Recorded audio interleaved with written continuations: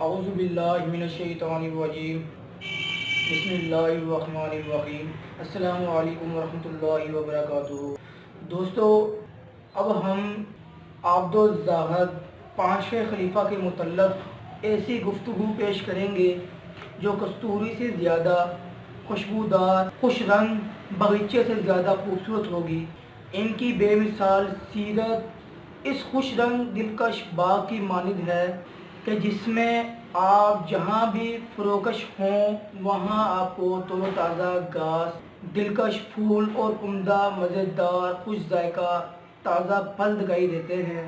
اگرچہ ہم یہاں ان کی مکمل سیرت کا احاطہ نہیں کر سکیں گے جس سے تاریخ کے اوراق اٹے پڑے ہیں، البتہ دل فریب باغیچے سے چند کلیاں چننے کی کوشش ضرور کریں گے۔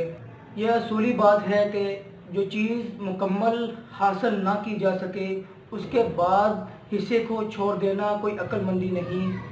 اب آپ کی خدمت میں حضرت عمر بن عبدالعزیز کی دلکش اور قابل رشک زندگی کے 3 محر العقول واقعات پیش کرنے کی سعادت حاصل کی جاتی ہے۔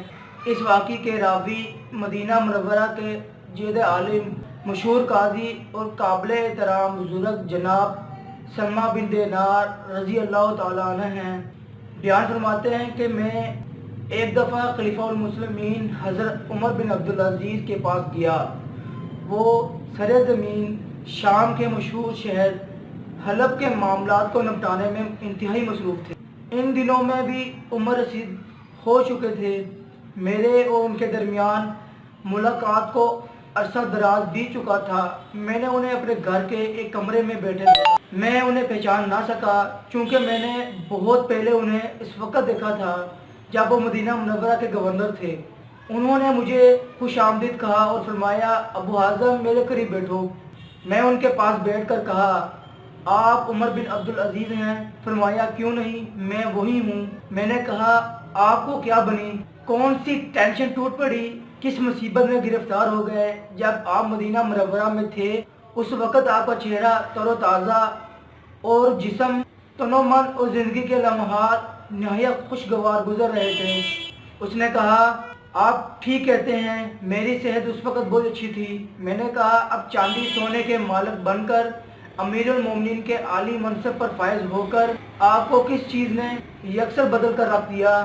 فرمایا، ابو اعظم، آپ کو مجھ میں کون سی تبدیلی نظر آ رہی ہے؟ میں نے کہا، آپ کا جسم کمزور ہو چکا ہے، آپ کے چہرے پر شکن آ چکے ہیں، رنگ زرد ہو چکا ہے، آنکھوں کی چمک مانت بڑھ چکی ہے۔ یہ باتیں سن کر آپ رو پڑے اور فرمایا، اے ابو حازم، میری موت کے 3 دن بعد اگر تم مجھے اس حالت میں دیکھو کہ میری آنکھوں کے ڈیلے بہہ کر میرے رخساروں پر لٹک جائیں، میرا پیٹ پھول کر پھٹ جائے، کیڑے میرے بدن کو نوچنے لگیں، تو آپ کو میری یہ حالت آج کی نسبت زیادہ عجیب و غریب دکھائی دے گی۔ پھر میری طرف دیکھا اور فرمایا، اے ابو حازم، کیا وہ حدیث رسول اللہ علیہ وسلم آپ کو یاد ہے جو مدینہ منورہ میں قیام میں آپ صلی اللہ علیہ وسلم نے مجھے سنائی تھی؟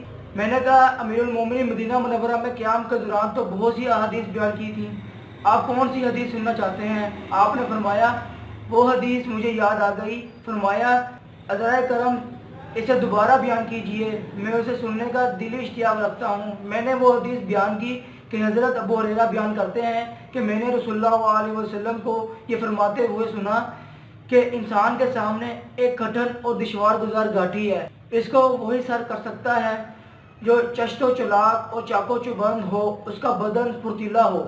یہ سن کر عمر بن عبدالعزیز بہت روئے، اتنا روئے کہ مجھے اندیشہ ہوا کہ کہیں شدت غم سے ان کا کلیجہ نہ پھٹ جائے۔ پھر آپ نے میرا آنسو صاف کیے اور میری طرف دیکھا اور فرمایا، اے ابو اعظم، اب کیا آپ مجھے اس بات پر ملامت کرتے ہو کہ میں نے یہ گھاٹی عبور کرنے کے لیے اپنے آپ کو دبلا پتلا کیا ہو، لیکن پھر بھی میرا خیال ہے کہ میں نجات نہ پا سکوں گا؟